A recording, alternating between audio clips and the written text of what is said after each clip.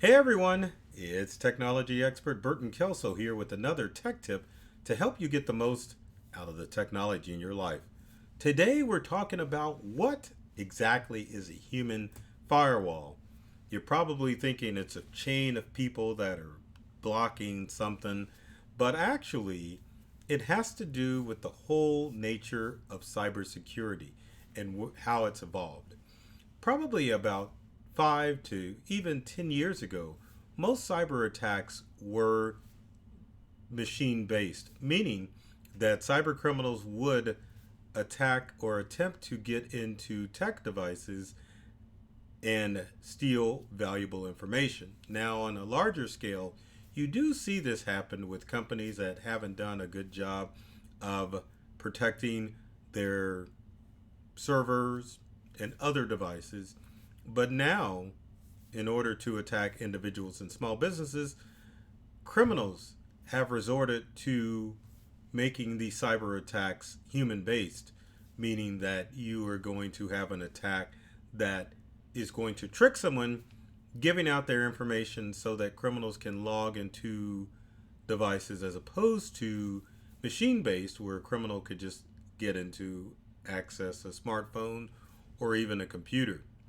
It's true that now cyber attacks are more socially engineered, which means that criminals are designing attacks that are phishing in nature, meaning that they are designed to help or make you as an individual give out more information, as opposed to criminals having to design programs or bots that are going to seek out unprotected devices.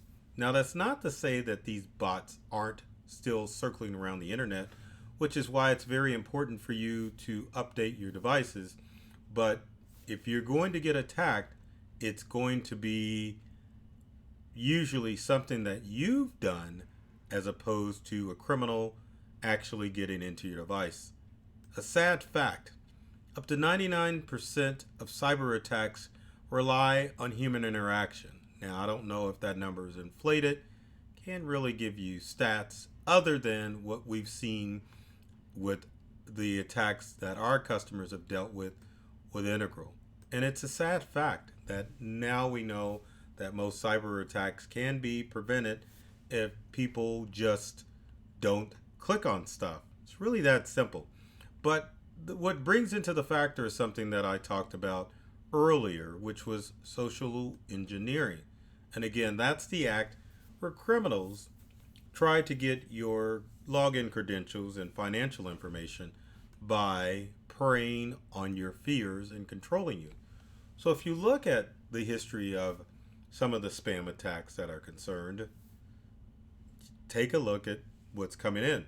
For example, during the holiday season, you're going to see more email attacks that are geared or have the wording of there's a problem with your package being delivered, or there's a problem with this item that you've ordered. Criminals understand that humans are apt to ignore the warning signs and get into why that package is delayed, as opposed to making sure that it's coming from a legitimate source. A scam that I encountered recently had to do with a known accounting company, and I hate to admit it, I almost fell for the scam, but that just shows how well these social engineered attacks work. Back to the email that came in for one of our customers, the email obviously was designed to look like it came from this company, and it was a renewal for accounting software that normally occurs at the end of the year.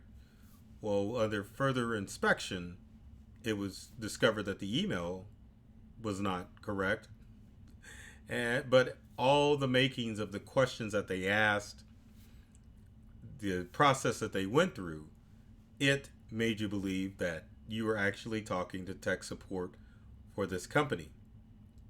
And that's one of the things that these criminals are able to do, is that they're able to imitate legitimate tech companies or legitimate authority sources to make you feel like you're dealing with the actual company. The only thing that would alert you to the fact that it would be a scam is perhaps you're talking to someone in a foreign country. But in today's day and world, as far as technology is concerned, that doesn't really matter. Other socially engineered attacks that you have to take a look at that make you think or make you act as opposed to think are attacks or emails that you may get saying that you are having a problem with your social media account. You have to look at text messages that come through alerting you that you may have won an item, or you have to look at messages or voicemails or voice calls that come in to say that you have a problem with maybe even your cellular account. But again, grand mal scams are example of social engineering. Your Medicaid, Medicare scams, again, your indicators that they're social engineered.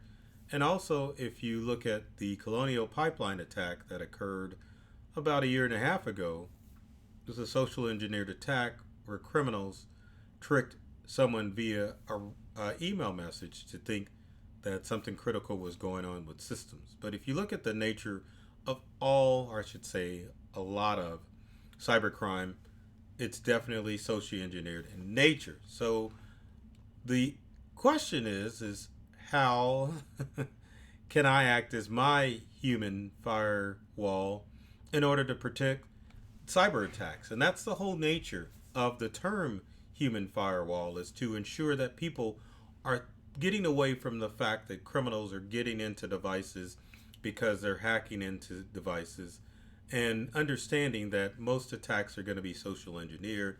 So it's up to you to make sure that you are doing what you can to act as a firewall to filter out these cyber attacks. So what can you do as a human firewall? Because you all need to start thinking of yourselves in that nature to help protect yourself. So tip number one is to stop using passwords and start using passphrases. Now, passphrases are an association of two or more words that form a strong password. The best example I can give you is to go to the website usepassphrase.com. I think that's right. No.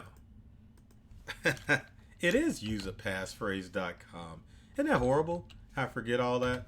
So I had to cheat and type it in, but I've got the website. Let's pull it up. Use a passphrase is a website that you can go to help you come up with a passphrase, which is two unrelated words.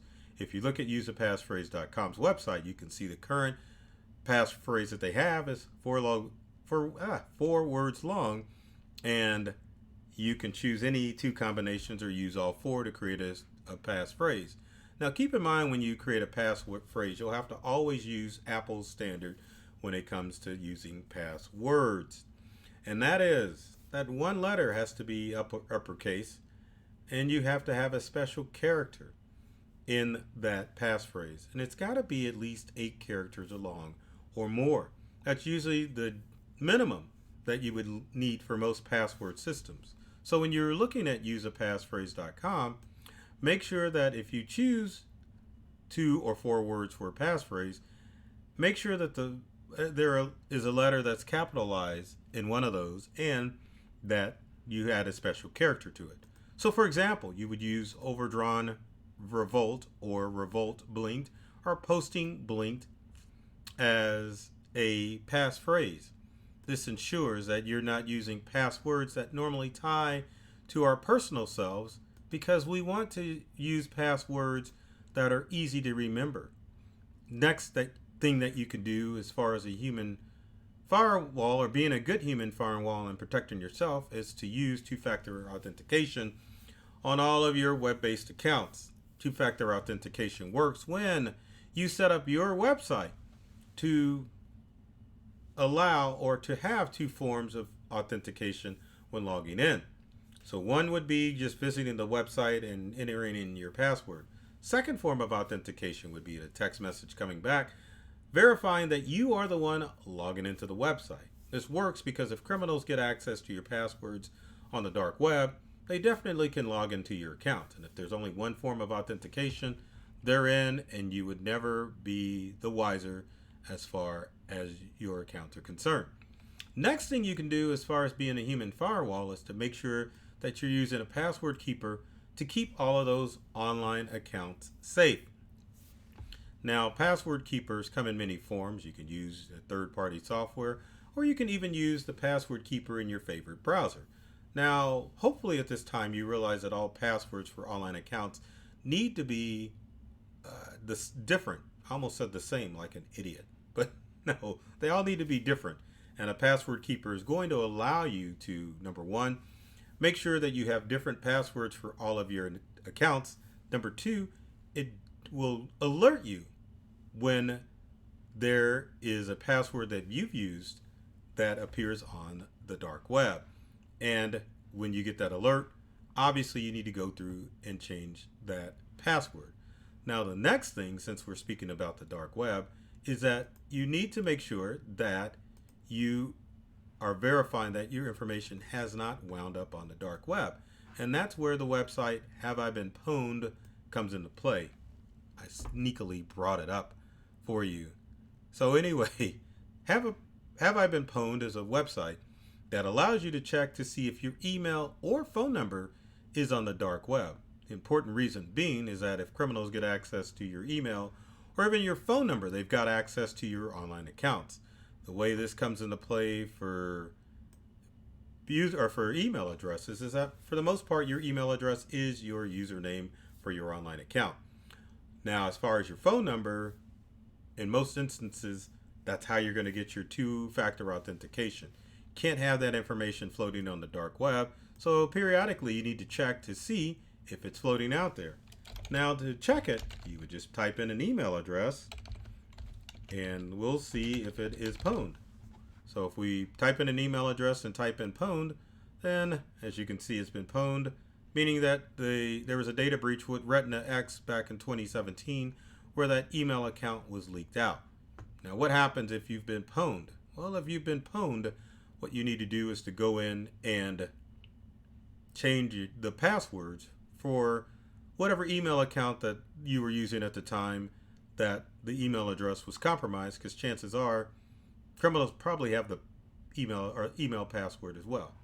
Now, what about phones? So let's check out phone real quick. So we'll type in our business number. It's not the hint to call if you have computer issues, but why not throw it out there if we can do it? Yep. Oh my gosh, I can't believe I forgot our phone number. There we go. Got it. So let's hit pwned. And as you can see, there hasn't been no data breaches on the dark web with Have I Been Pwned.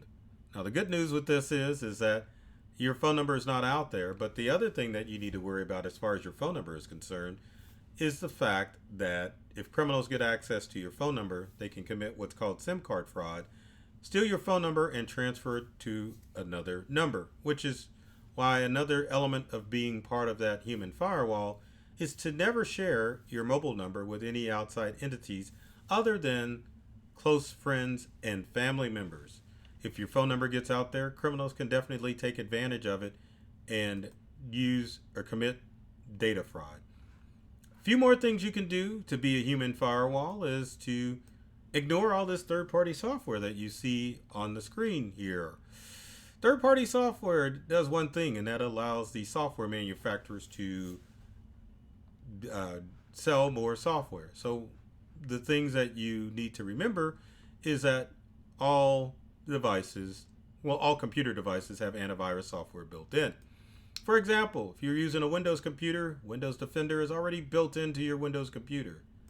If you're a Macintosh user, you have the option, or I shouldn't say the option, but the operating system is protected by XProtect, which is a silent antivirus monitoring system that basically makes the whole operating system the antivirus. A few other things you can do as far as being a human firewall is to make sure that you've configured your devices to back up automatically. Now, you can use an external hard drive to back up your stuff, but if you get hit with ransomware, it's not only going to take out your computer, it's going to take out that external drive as well. So my suggestion would be to back up your information to the cloud automatically. So services like Dropbox, OneDrive, iCloud, Box, and I'm trying to think of another. Google Drive offer options to synchronize your information so it's stored in the cloud. Now, sometimes that's good because at least you have one form of backup, but it's really recommended that you have three forms of backup in order to do stuff. Or if you've watched Inglourious Bastards, you know that you need to put out the number three like that. Anyway, as far as the three-pronged backup, external hard drive, which is localized, then maybe a cloud-based storage system like a Dropbox or Google Drive, but you probably should use a actual backup service like Carbonite or Backblaze. Now, Carbonite and Backblaze are two services that allow you to back up your computer, Windows or Mac, with redundancy, meaning that both Carbonite and Backblaze store multiple copies of your file. So if something catastrophic happens to your information, then you have peace of mind knowing that that information can be restored. So always make sure that you've got automatic backups to the cloud. And also the other things such as using passphrases instead of passwords, making sure that you are using two-factor authentication or two-step authentication, and you're just using common sense as to avoid the various phishing schemes that occur on the web. So in a sense, you definitely need to evolve and become a human firewall. In doing so, you're going to protect yourself from most of the data breaches and cyber threats out there.